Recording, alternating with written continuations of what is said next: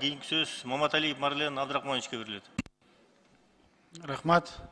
Октябрь Жолдошевич, ушул мыйзамды биз сиз киргизип атасыз. Бул мыйзамды эгерде биз кабыл алып берсек, оң рулдагы машинелер такси кыла албай калат да, таксовать эте албай калат. Бул боюнча комитетте мен каршы чыктым эле. Ошондо сизге суроо менен кайрылдык эле. Канча оң рулдуу таксилер азыр бүгүнкү күнү жүрөт? Алар эмне кылат? Бир заматта эле жумушу жок калып, үй бүлөсүн кантип багат? Же биз альтернативалык башка бир жолдорду таап берип атабызбы? Сиз айттыңыз 6 айга мөөнөт берилет деп. 6 айда болсо дагы эч кандай алар жетишпейт. Аларды машинелердин каяка алып барып сатат? Кантип ордуна кайсы машинелерди алат? Кайра эле алып барып туруп Жигулилерге отургузабызбы? Же кайра эски машинелерге, чирген машинелерге отургузабызбы? Бул туура эмес. Же биз аларга альтернативдүү кылып, лизинг кылып электромобилдерди беребизби?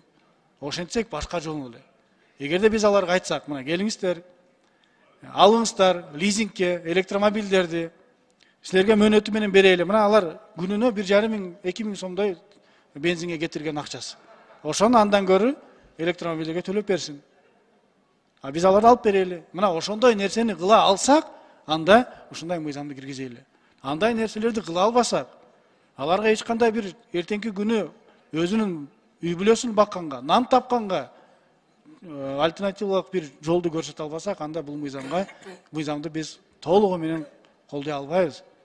Эртең эле ошол эл чыгат, эртең эле сиздер кайра ошо жакка чыгасыздар. Туура эмес болуп калат бул жагынан. Ошондуктан мен сизге айтарым, эгерде башка бир көз карашыңыз болсо, алардын ордуна эмне кылып бере алабыз? Башка лизингке машина алып бере алабызбы? Бул маселе каралдыбы, каралган жокпу? Экинчи маселе, канча пайыз таксисттер азыр оң рулду менен жүрөт? Биздин билишибиз боюнча, көрүшүбүз боюнча 50–60% бардык таксилер бул оң рулду унаалар. Ушуга жооп берип коюңузчу.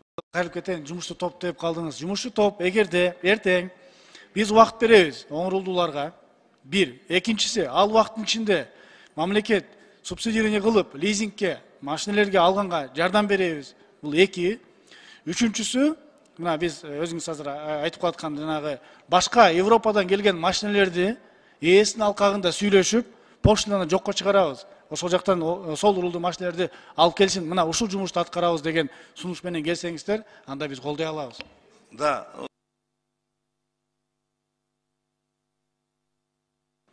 Макул 14, каршы 56, бары 70, катталды 78, мыйзам долбоор кабыл алынган жок.